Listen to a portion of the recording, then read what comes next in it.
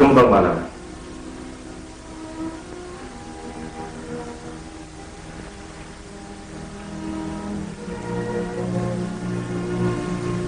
Sapagkat papatayin ko siya. Papatayin ko siya katulad ng ginawa niyang pagpatay sa akin. Ewan ko kung nasabi ng research ko sa'yo. Ngunit nang pinagmasdan ko mukha ng karne, ay nakita ko ang mukha ng aking ama.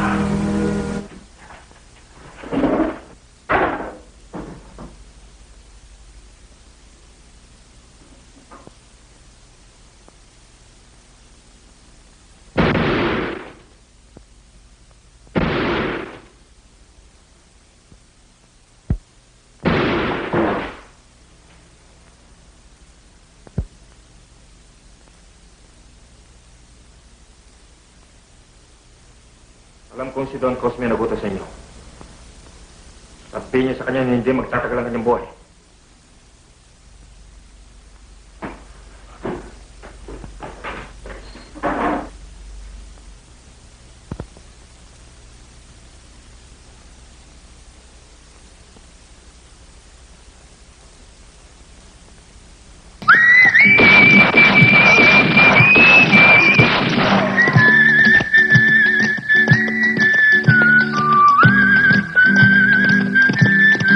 Marahil, ay marami pa rin ang nakakakilala sa kanya, sa panahon ngayon. Ang kwento ng isang magaling na Filipino action star, na nagsimula sa pagiging stuntman, hanggang sa maging isang sikat na bida sa pelikula. Alamin natin kung paano siya nagsimula, nagsumikap bilang stuntman, hanggang sa marating niya ang tuktok ng kasikatan. Siya ang orihinal na gumanap bilang Leon Guerrero, na muling binuhay at ginawa ng bagong version ni Lito Lapid, noong dekada 80. Subalit, sa bawat tagumpay na nakakamtan, paminsan-minsan ay may kaakibat ding kapahamakan. Ito mga lods, ang magiging topic ko ngayon. Kung gusto nyo ng ganitong klaseng content, mangyaring pindutin lamang ang subscribe button, at i-click na rin ang notification bell, para lagi kayong updated sa mga susunod kong videos. Halika't, alamin natin ang maikling kwento ng buhay, at naging sanhi ng kamatayan, ng isang sikat na action star, noong dekada 60. Pero bago ang lahat, ay isang maikling intro muna tayo.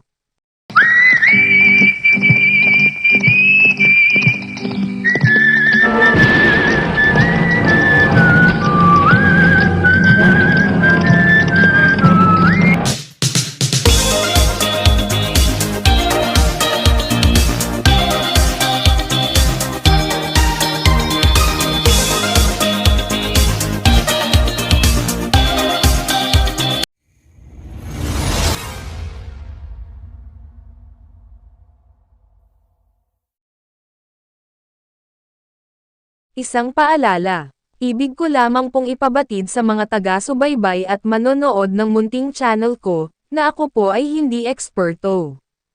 Ang mga kwentong mapapanood nyo sa channel ko, ay hindi nagsasaad ng tama, at eksaktong impormasyon, tungkol sa pagsasalarawan sa subject ng topic ko.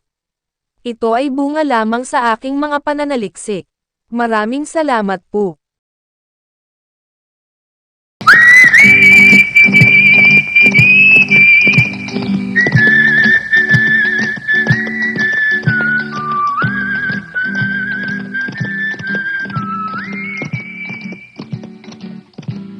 Si Jesus Songco Lapid, na mas kilala sa kanyang screen name bilang Jess Lapid Sr., ay isang Pilipinong aktor at ama ng isang sikat din na aktor, diving instructor, fight director, na si Jess Lapid Jr. Ang kuya niya ay si Jose Lapid, ama ng isa pang sikat na Filipino action star, at kasalukuyang senador ng bansa, na si Lito Lapid, na lolo naman ng isa pang action star na anak ni Lito Lapid, na si Mark Lapid. Siya ay isinilang noong October 5, 1933, sa Guagua, Pampanga. Siya ay kasal sa matagal na niyang kasintahan, na si Bella Flakes. Sila ay biniyayaan, ng 3 mga anak. Sa kanyang 3 mga anak, isa ang nagpatuloy, at sumunod sa kanyang mga yapak. Ito ay walang iba kundi si Jess Lapid Jr., na pinsang buo ni Lito Lapid. Lumaki si Jess Lapid sa isang mahirap lamang na pamilya. Subalit, hindi niya hinayaang mabigo ang sarili niya sa mga hamon ng buhay. Naging pamoso ang mga western films noong kanyang kapanahunan, na siya namang gumising sa kanyang interes sa pag-arte sa pinilakang tabing. Nagsimula siya bilang isang extra, at stuntman sa mga pelikula. Sa kanyang mga unang taon bilang aktor, pinahanga niya ang kanyang mga kasama, lalong-lalo na ang mga gumaganap na bida, dahil sa bilis at liksi ng mga galaw, at kanyang kakayahan sa pakikipagdigma at mga pag-atake sa pelikula. Madalas din siyang kunin, bilang double ng mga bida, kung saan, madalas niyang gawin bilang double, ay ang pagsakay at pagpapatakbo ng kabayo, mahulog sa mga bangin at tumatakbong sasakyan, at mabaril ng mga kontrabida.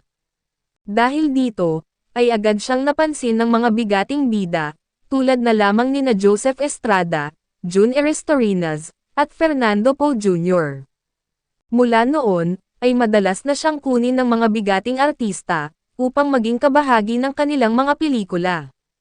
Mas madalas siyang kunin, bilang double ni daking Fernando Poe Jr., kung kaya't, di naglaon, ay naging matalik silang magkaibigan, kung saan, ito ang nagbigay sa kanya ng break, upang makilala bilang isang action star.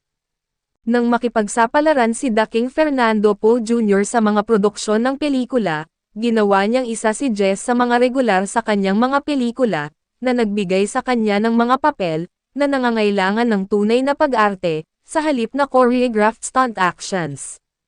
Unang pelikulang isinama ni daking si Jess Lapid Sr., ay sa pelikulang, Pasong Diablo, noong 1961. Kung saan, ay kasama nila rito ang iba pang mga bigating bida noong panahon na iyon, na sina Charito Solas at Zoldy Shornack. Dahil sa magandang ipinakitang pagkakaganap ni Jess Lapid Sr. sa pelikulang ito, ay nagdesisyon si Fernando Poe Jr. na isama siya sa sumunod niyang pelikula, ito ang Sierra Madre, at bigyan si Jess ng full star treatment, mula sa mas kilalang bilang, hanggang sa major publicity exposures. Pero si Jess mismo ang humugot nito, sa pamamagitan ng pagbaling sa isang sensational performance, na nagbura ng lahat ng pagdududa sa kanyang pagiging stuntman lamang.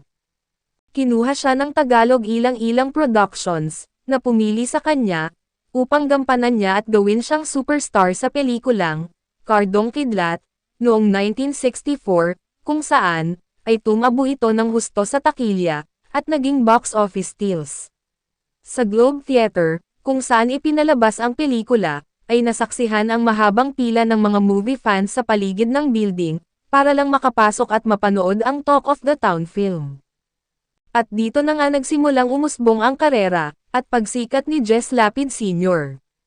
Dahil sa maganda ang kinalabasan ng pelikulang Kardong Kidlat, at dahil na rin sa nakuhang suporta mula sa mga tagahanga at mga manonood, noong 1964, ay dumagsa ang offer ng mga pelikula kay Jess Lapid Sr. At ito ay isang maliwanag at abalang taon para kay Jess Lapid Sr. Ilan nga sa mga pelikulang kanyang ginawa, ay ang mga sumusunod. Bilis at Tapang, noong 1964, kasama sina Max Alvarado, Maggie de la Riva, at Romeo Vasquez. Deadly Brothers, noong 1964, kasama sina Joseph Estrada, Eddie Garcia, at Paquito Diaz. Wild Wild Jess, noong 1966, kasama sina Eddie Garcia, Paquito Diaz, at Perla Bautista. Tatlong Hari, noong 1968, nahandog ng FPJ Productions, kasama sina Fernando Poe Jr., at Joseph Estrada. Leon Guerrero laban sa Pitong Kilabot, noong 1968, kasama sina Joe Sison, Abelardo Cortez, at North Nepomuceno. Huling Baraha, noong 1966, kasama si Paquito Diaz. Kidlat Meets Gringo, noong 1967, kasama sina Vic Vargas, Eddie Garcia, Paquito Diaz, at Victor Bravo. Isa Lang ang Hari, noong 1965, kasama sina Eddie Garcia, Max Alvarado, at June Erestorinas. Ito ang Lalaki, noong 1964, kasama sina Max Alvarado, Joe Sison, at June Erestorinas. At, Zig Omar, noong 1964, kasama sina Divina Valencia, Rod Navarro, Eddie Garcia, at Max Alvarado. Habang nasa tuktok siya ng tagumpay at kasikatan, ay nagtayo at nag-invest siya sa sarili niyang film outfit, at ito ang Jello Productions, at nagsimulang gumawa ng sarili niyang pelikula. Matapos gawin ang huli niyang pelikulang, si Maran Brothers, kasama si June Erestorinas, ay doon na nangyari ang hindi inaasahan, at ikinabigla ng kanyang kapamilya at mga tagahanga. Dahil noong gabi ng July 13, 1968, si Jess Lapid Sr., ay binaril hanggang sa mamatay, sa Lanai nightclub, matapos ang alitan sa pagitan ng dalawang grupo ng mga personalidad sa pelikula. Ayon sa mga otoridad, lumalabas di umano sa investigasyon na ang nangyaring insidente, ay iniugnay sa isa pang Kapampangan actress, na si Nancy Roman, na pamangkin naman ni Jess Lapid Sr. Ayon, agad naman anong isinugod si Jess Lapid Sr. sa National Orthopedic Hospital sa Quezon City, subalit hindi na siya umabot pa ng buhay. Idineklara siyang dead on arrival. Siya ay 34 na taong gulang lamang nang mangyari ang malagim na pamamaril at pagpaslang sa kanya. Kaya naman nabanggit, at nasangkot di umano ang nooy kilabot na grupo na, The Big Four, ay dahil sa, ang isa sa mga nasabing suspect, na si Mario Henson, ay bayaw di umano ng isa sa mga miyembro ng The Big Four. Ang pelikulang si Maran Brothers, ay ipinalabas, matapos lamang ang kanyang libing. Dinagsa ito ng husto ng kanyang mga manonood at mga tagahanga.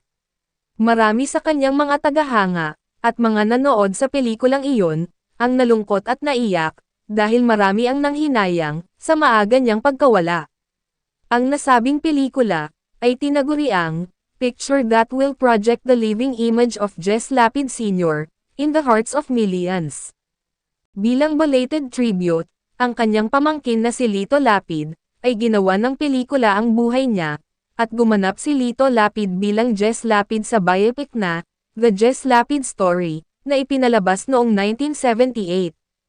Inimortalize din niya, ang iconic role ni Leon Guerrero, na unang ginanap ni Jess Lapid Sr. sa 1968 film na, Leon Guerrero, Laban sa Pitong Kilabot.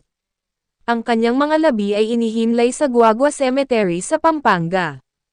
Ano't ano pa man, ang nangyari sa buhay ng ating mga iniidolo, ay hinding-hindi kailanman matatawaran, ang kanilang mga naging ambag sa industriyang kanilang kinabibilangan, na minsan ang nagbigay sa atin ng saya, nagpangiti, nagpahanga, nagpaibig, at nagbigay inspirasyon sa ating kapwa. Guerrero, kahit na